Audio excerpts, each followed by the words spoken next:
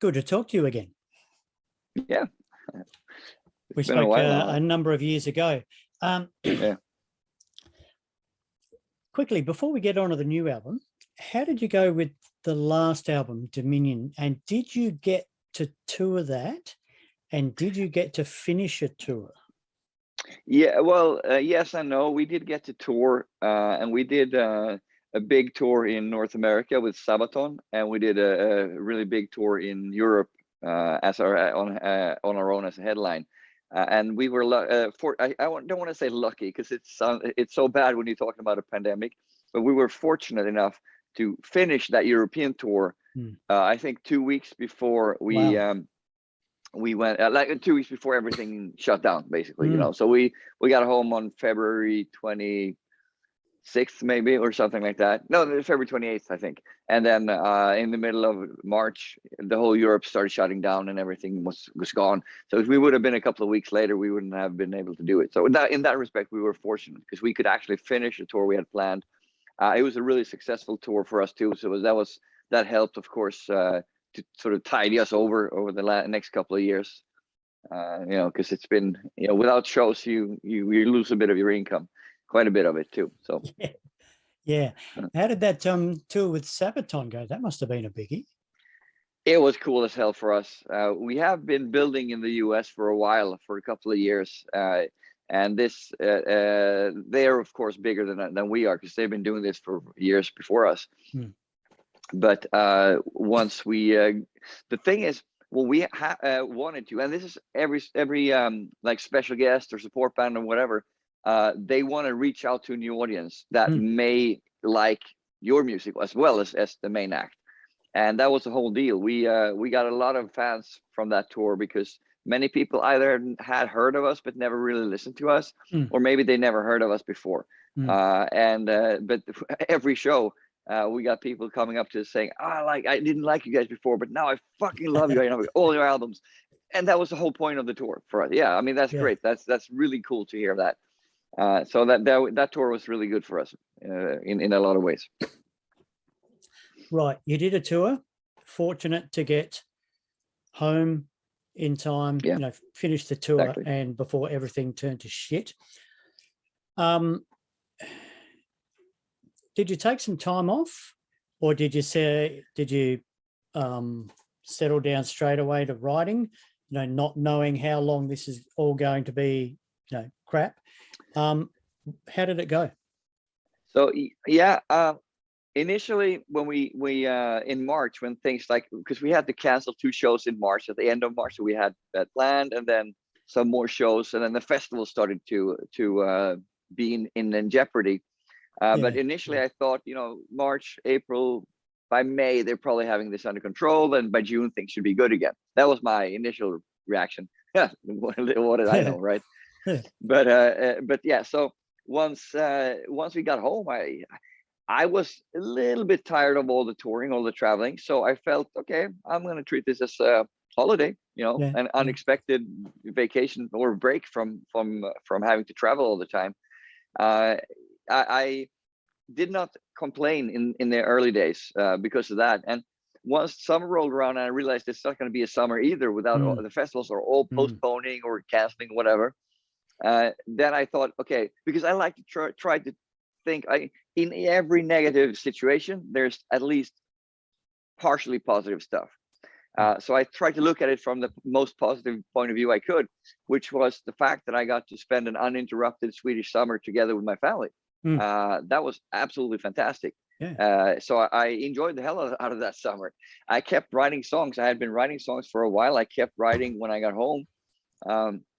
For probably, you know, 4 or 5, maybe 6 months or something.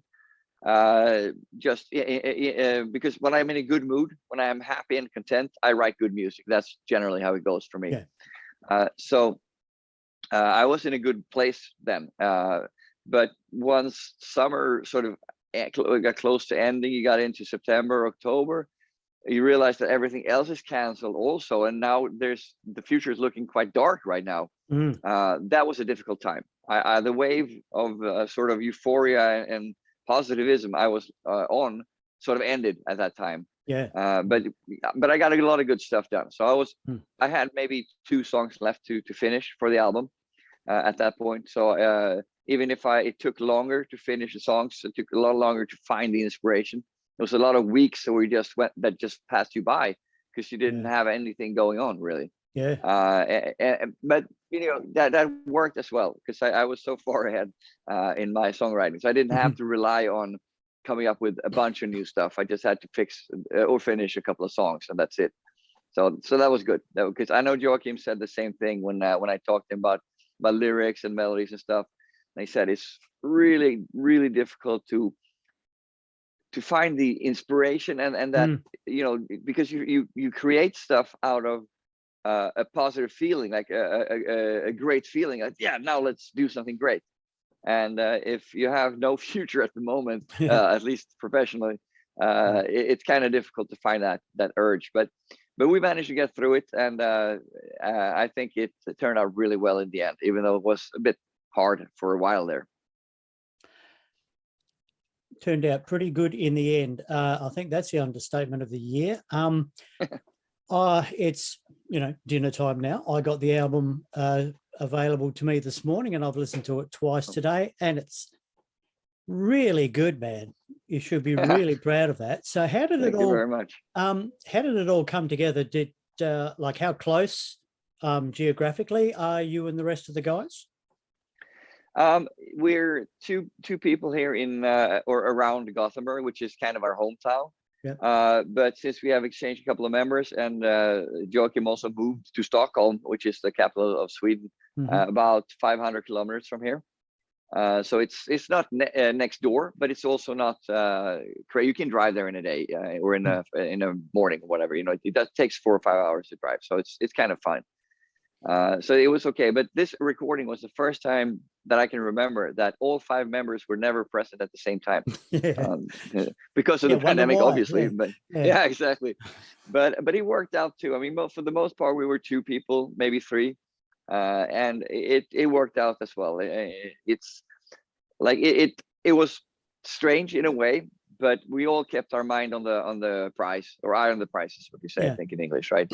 Just we're gonna get through this and do this show. I mean, do this record, and because we knew that the songs were good.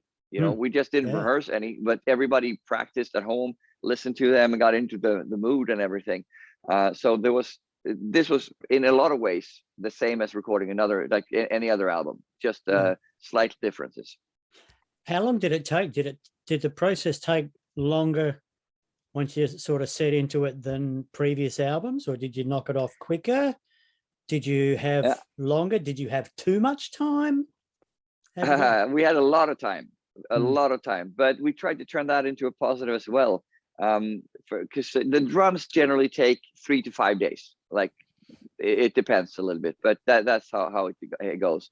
So we do the drums first, then we do the guitars and the bass together. So we do song by song instead of instrument by instrument. And because I'm actually in the studio right now where we have recorded the last 4 albums, and this is the Castle Black Studios, we call it, and we have recorded everything but the vocals in here. So because it's our own place, we don't have to worry about like other bands knocking on the door or whatever, that sort of thing. Yeah, exactly. Like, or booking time. Like for example, we were recording now, Pontus and Frederick and I, the bass and guitarists. We were in here recording for, I'd say, 4 or 5 weeks, something like that.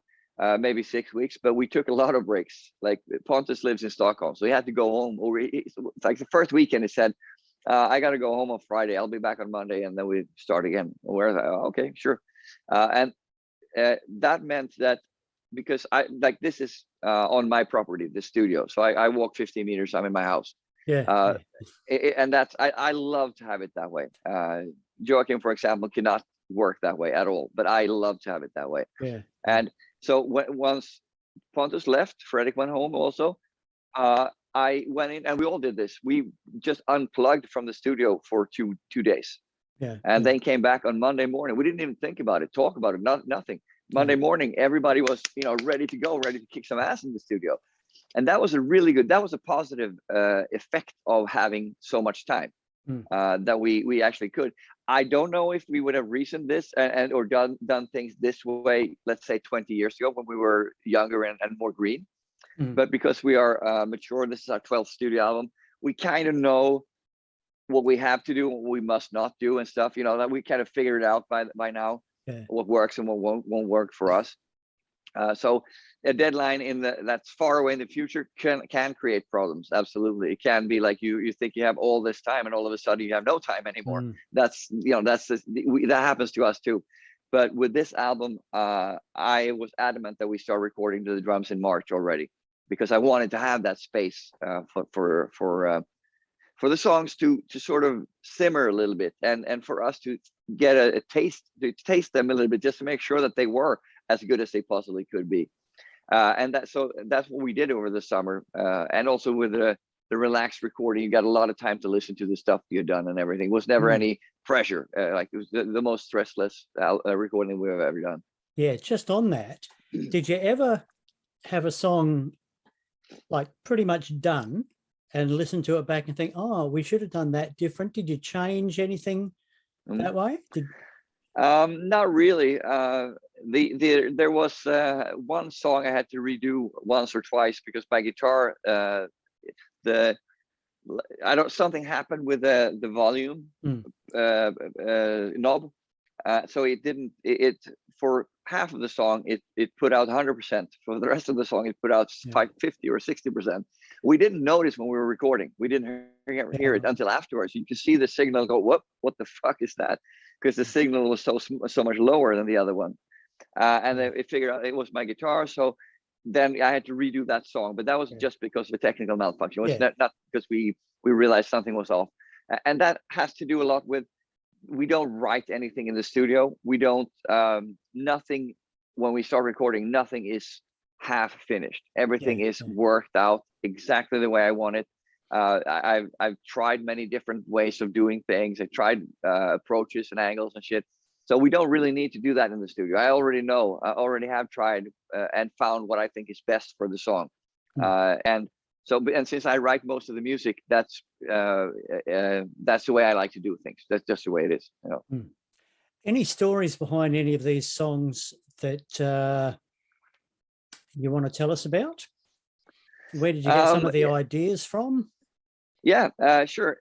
So there's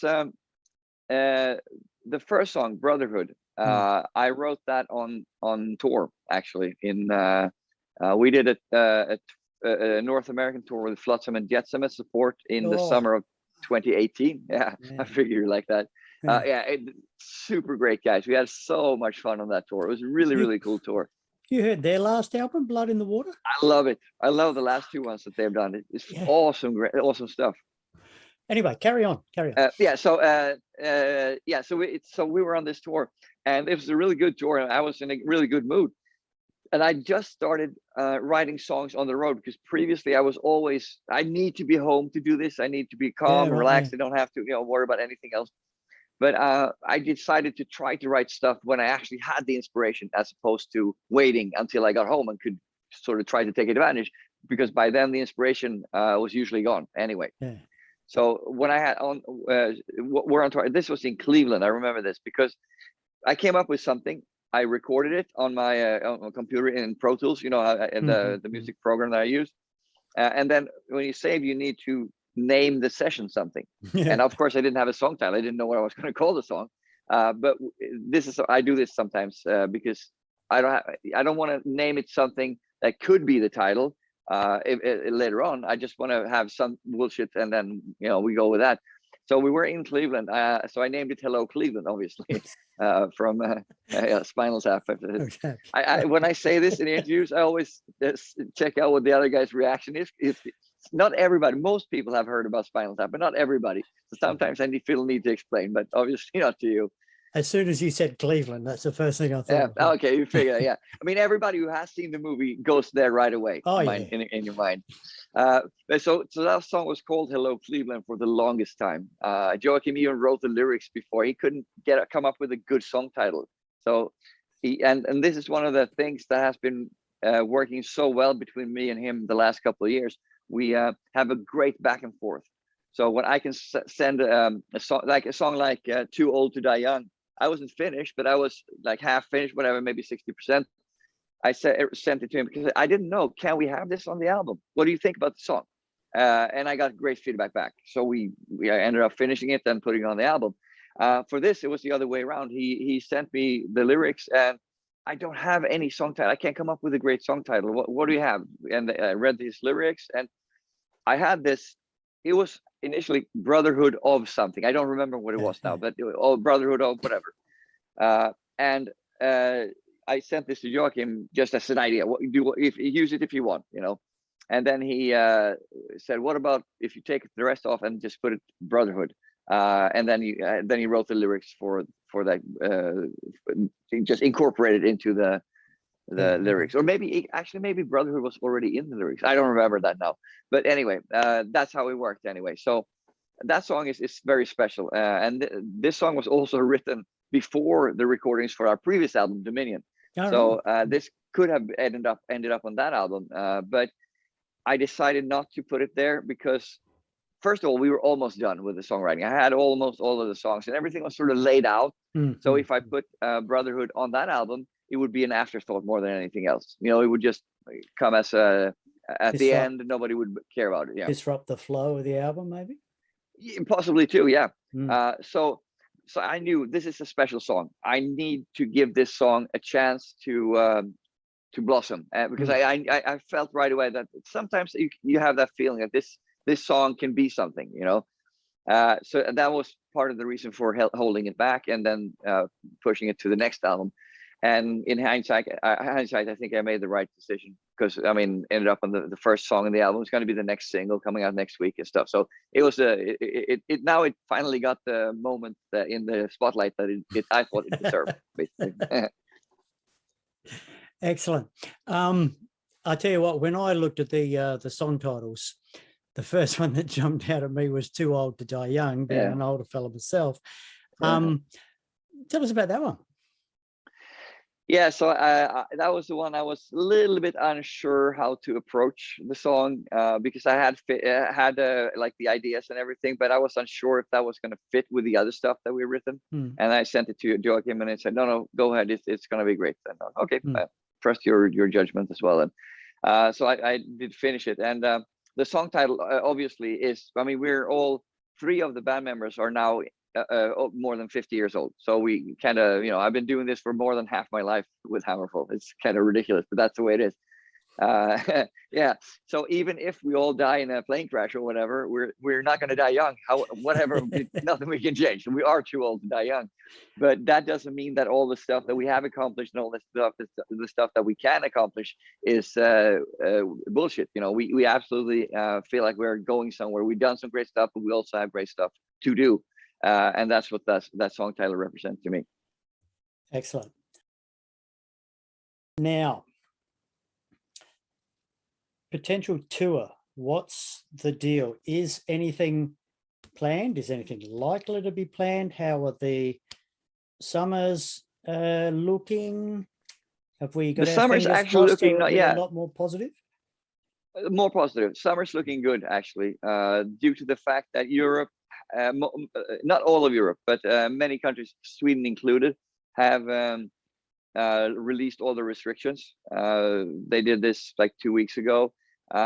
Denmark, I think Sweden is following suit on this. They declassified the disease. It was before that COVID was a socially threatening disease. I don't know what the English words would be for that, but that's how you say in Sweden. It was threatening to society, basically.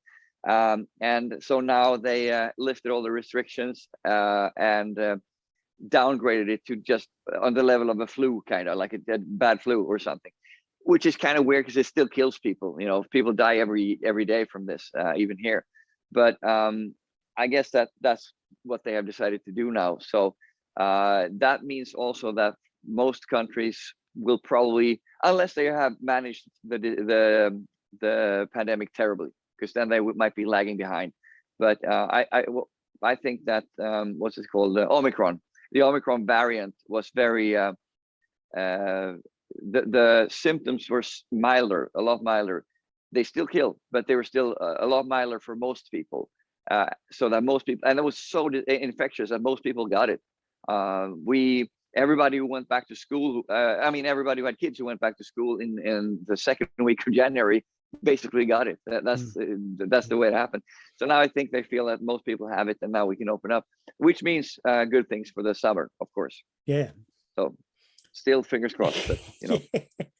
Yeah. Fingers crossed for the future again. Yeah, the summer looks good if you can make, well, probably not make it in the Maybe summer, next but year. from now on, yeah, in next year. Well, I don't know. Don't want to say should be fine, because you never know what's waiting around the corner with this. But we're actually, at least we're going in a good direction now. Onwards and upwards. Exactly.